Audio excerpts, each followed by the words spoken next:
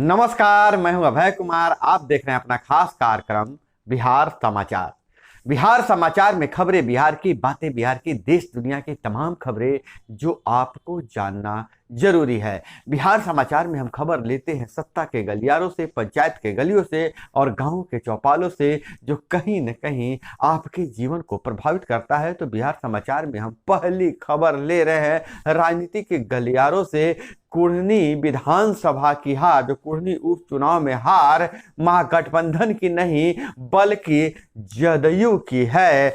और जिस तरह से पार्टी को मजबूत करने के लिए नीतीश कुमार इस्तीफा देकर जीतन राम मांझी को मुख्यमंत्री बनाए थे, उसी तरह राजद को मजबूत करने के लिए और अपनी पार्टी को मजबूत करने के लिए तेजस्वी यादव को मुख्यमंत्री बना दें। यह बयान मेरा नहीं है, यह बयान आरजेडी के कद्दावर नेता अनिल सहनी का है। अनिल सहनी, पूर्व विधायक अनिल सहनी ने कहा है कि अब तेजस्वी यादव को मुख्यमंत्री बना देना चाहिए, क्योंकि आरजेडी से कुढ़नी के निवर्तमान विधायक रहे अनिल सहनी ने कहा है कि कुढ़नी में महागठबंधन का नहीं बल्कि जदयू का हार हुआ है। बल्कि यह सिर्फ और सिर्फ, ऐसा शब्द है, सिर्फ और सिर्फ यह जदयू की हार है। नेतृत्व, उन्होंने आरोप लगाया कि जदयू राजद नेतृत्व की सिटिंग अति पिछड़े की सीट पर अपने पास तो ले लिया, लेकिन और अपने सिंडिकेट के माध्यम से उम्मीदवार उतारा है। इस पर थोड़ा सा भी विचार नहीं किया कि राजद के लिए यह सीट कितनी महत्वपूर्ण है। ऐसे में जिस तरह से जदयू को मजबूत करने के लिए नीतीश कुमार जीतन राम मांझी को मुख्यमंत्री सीएम बनाए थे 2014 में, उसी तरह महागठबंधन की मजबूती के लिए अब तेजस्वी यादव को मुख्यमंत्री बनाए और खुद सीएम पद से इस्तीफा दे दे।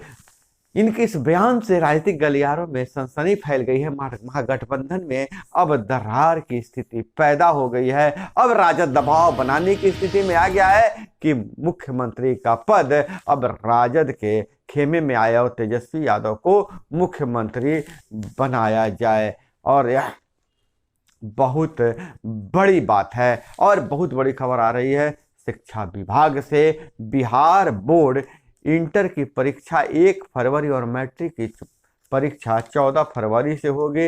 इंटर में 13,18,439 और मैट्रिक में 16,35,383 छात्र होंगे शामिल।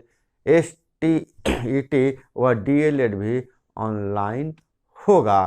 तो यह बहुत बड़ा निर्णय लिया गया है परीक्षाओं से संबंधित। तो और इंटरमीडिएट का शेड्यूल 2 पालियों में परीक्षा, एडमिट कार्ड 19 दिसंबर को और मैट्रिक की परीक्षा 1 पाली में होगी। और बहुत बड़ी खबर आ रही है रोजगार से। शिक्षक बहाली प्रक्रिया से शिक्षक भर्ती नियमावली को मंजूरी मिल गई है। दिसंबर तक, अंत तक मंजूरी मिल जाएगा। इस शीतकालीन सत्र में प्रारंभिक से हाई स्कूलों में 2 लाख से अधिक शिक्षकों की भर्ती के लिए अभ्यर्थियों को भी और लंबा इंतजार करना होगा। शिक्षक भर्ती के लिए वैकेंसी अगले साल ही आएगी। उच्च और उच्चतर माध्यमिक स्कूलों में 1,32,000 शिक्षकों की भर्ती के लिए वैकेंसी जून 2023 में आने को उम्मीद है। वहीं प्रारंभिक स्कूलों के 80,257 शिक्षकों की भर्ती के लिए वैकेंसी अक्टूबर के बाद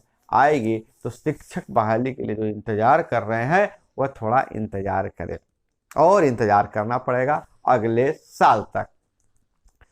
अब खबर ले रहे हैं कि गुजरात में भाजपा ने चुनाव में 14 महीने पहले सीएम समेत 22 मंत्री बदल डाले थे। यह फार्मूला अपनाया था, मुख्यमंत्री भी बदल दिया था और 22 मंत्री भी बदल दिया था। मतलब एंटी इनकम्बेंसी फैक्टर को थोड़ा सा मिनिमाइज करने का प्रयास किया था। यह बदलाव का सुपर सक्सेस फार्मूला तय हो गया और अन्य राज्यों में भी लागू कर सकती है। भाजपा 5 मंत्री, पूर्व सीएम, डिप्टी सीएम और 38 विधायकों के टिकट काटे थे। गुजरात में 182 सीटों में से 103 पर नए चेहरे को उतारा था और भयानक जीत हासिल किया था। मध्य प्रदेश में अगले साल चुनाव है, यहाँ भी एंटी इनकम्बेंसी फैक्टर लागू होगा। तो यहाँ भी मुख्यमंत्री के चेहरे समेत कई मंत्रियों को बदला जा सकता है। राजस्थान में कांग्रेस में खेमेबाजी को अवसर मान रही है भाजपा। राजस्थान में भाजपा सरकार बनाने की जुगत में है, क्योंकि वहाँ कांग्रेस में खेमेबाजी है और यह वो अवसर के रूप में इसे इस्तेमाल करना चाहती है। वहीं छत्तीसगढ़ में भ्रष्टाचार के मुद्दे पर भाजपा मुखर हो सकती है।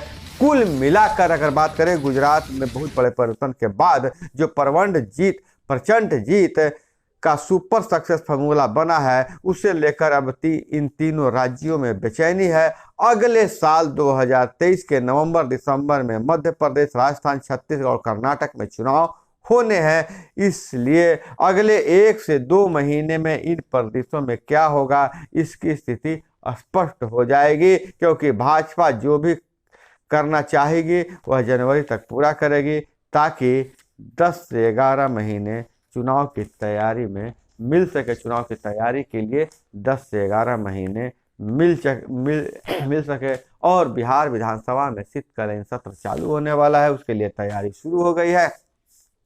13 से 19 दिसंबर तक चलने वाले शीतकालीन सत्र के लिए दलीय नेताओं की बैठक हुई है। विधायकों के पूछे प्रश्न का उत्तर विधानसभा सचिवालय को समय पर भेजे सरकार, यह स्पीकर ने कहा है, सभी को चेताया है। और उन्होंने यह भी अपेक्षा की है कि विपक्ष सकारात्मक रवैया अपनाएगा। नेता विपक्ष से यह अपेक्षा की है कि वह सदन चलाने में सहयोग करेंगे, सत्र चलाने में सहयोग करेंगे। प्रश्नों का सटीक उत्तर सदन में दिया जाएगा। और बिहार की राजनीति में अप्रासंगिक नहीं रहे सीएम नीतीश कुमार। पूर्व पंचायती राज मंत्री सम्राट चौधरी का बयान है। उन्होंने कहा कि बिहार विधान परिषद में विपक्ष के नेता सम्राट चौधरी ने गुरुवार को मुख्यमंत्री नीतीश कुमार पर जोरदार सियासी हमला बोलते हुए बोला है कि बिहार की राजनीति में नीतीश कुमार अप्रासंगिक नहीं है। पर भाजपा प्रदेश कार्यालय में आयोजित जन कल्याण शिविर में उन्होंने संबोधित करते हुए कहा है, चूंकि उनकी लगातार हार हो रही है। और वहीं home based young care program अब 20 जिलों में चलेगा। स्वास्थ्य समिति की कार्यशाला में दी गई जानकारी। पोषण स्वास्थ्य की समान रूप से है शिशु को जरूरत। अब बिहार में मतदान करने में महिलाओं की भागीदारी पुरुषों के मुकाबले अधिक है। मगध महिला कॉलेज में निर्वाचन साक्षरता कार्यक्रम, मुख्य निर्वाचन पदाधिकारी बोले कि बिहार में यह गजब है कि पुरुष से ज़्यादा महिलाएं मतदान करने में आगे हैं। और इधर राजनीतिक गलियारों की अगर बात करें तो कांग्रेस के नए अध्यक्ष बन चुके हैं अखिलेश सिंह तो अनिल। और वहीं तत्कालीन कांग्रेस प्रदेश अध्यक्ष अनिल शर्मा का स्वागत समारोह सदाकत आश्रम से बाहर मेमोरियल हॉल में हुआ था, जो अभी हैं उनका हुआ था। लेकिन अब रविवार को 11 दिसंबर को नवनियुक्त प्रदेश डॉक्टर अखिलेश सिंह का स्वागत समारोह बापू सभागार में होगा, ताकि कांग्रेस अपनी ताकत दिखा सके। 7,000 से अधिक कांग्रेसियों के साथ पटना एयरपोर्ट से बापू सभागार पहुंचेगा डॉक्टर अखिलेश का काफिला। और इधर G20 के लिए पीएम की बैठक, सीएम नीतीश कुमार हुए शामिल।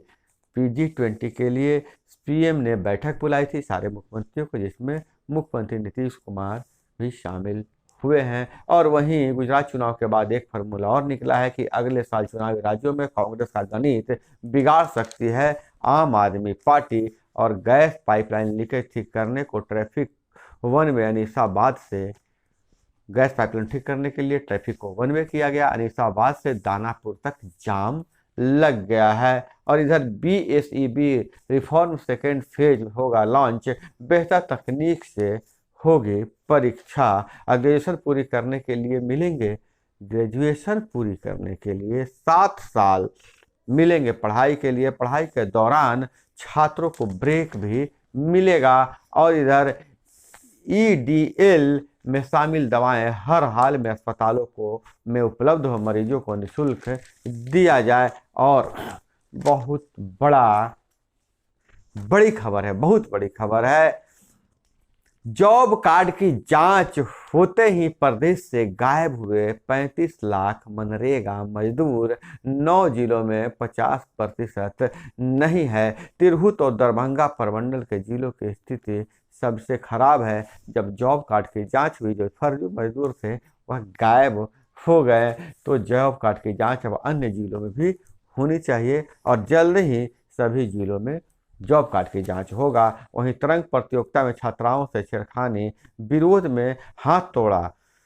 करने पर हाथ तोड़ा, छात्र छात्राओं और लोगों ने विद्यालय में जड़ा ताला। यह खबर आ रही है जमुई से। जमुई सदर प्रखंड के उत्क्रमित मध्य विद्यालय भाटचक के छात्र छात्राओं भजौर गांव के स्थित सीआरपी भवन में आयोजित तरंग प्रतियोगिता में शामिल हुई थी, जहां उनके साथ छेड़छाड़ हुआ और विरोध किया तो हाथ तोड़ दिया छात्रा का, जिसके विरोध में विद्यालय में ताला जड़ दिया गया है। और इधर अगर बात करें पंचायती राज विभाग से, तो पंचायती राज विभाग अब एक नई योजना बना रही है, जिसमें जल जीवन हरियाली के तहत वार्ड सदस्यों को निगरानी की भूमिका दी जा सकती है। वार्ड सदस्य जल जीवन हरियाली की निगरानी करेंगे। वहीं दूसरी तरफ वैसे प्लॉट और जो जल स्रोत हैं जहां अतिक्रमण कर कोई भवन बना लिया गया है, उसे खेत बना लिया गया है, उसे चिन्हित कर खाली करवाया जाएगा। यह हाई कोर्ट का आदेश है, सुप्रीम कोर्ट का आदेश है। और तो वार्ड सदस्य इसमें निगरानी की भूमिका निभाएंगे। हालांकि वार्ड सदस्य लगातार अपनी 9 सूत्री मांगों को लेकर अड़े हुए हैं। सरकार इस बार शीतकालीन सत्र में वार्डों को क्या क्या देती है, यह आगे आने वाली बात है, जिस पर हमारी भी नज़र बनी हुई है। और वहीं ईरान से जो खबर निकल कर आ रही है, विदेशों से खबरों की बात करें तो महिलाओं के चेहरे और नाजुक अंगों पर सुरक्षा बल पैलेट्स दाग रहे हैं। पैलेट्स गन से गोली दाग रहे हैं। रबर की गोली होती है जिससे बहुत चोट लगता है, तो महिलाओं के चेहरे पर और उनके नाजुक अंग पे दाग रही है ईरान की सेना। सरकार से छिप कर इलाज कर रहे हैं डॉक्टर। बोले जेंडर के आधार पर घावों में अंतर होता है।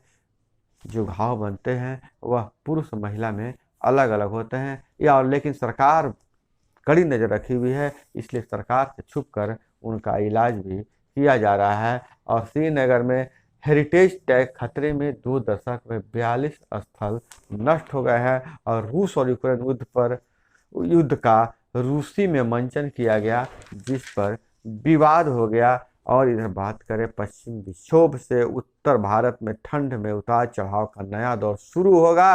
कश्मीर व हिमाचल में 2 दिन बर्फबारी होगी। इसके असर से उत्तर भारत में और सर्दी बढ़ेगी। तो दोस्तों, यह थी वो तमाम खबरें जो आपको जानना जरूरी था। इसी तरह से खबरों के लिए जुड़े रहिए हमारे साथ। चैनल पे नए हैं तो चैनल को सब्सक्राइब कर लीजिए और वीडियो पसंद आए तो लाइक जरूर कीजिएगा। मिलते हैं अगले वीडियो में। जय हिंद, वंदे मातरम।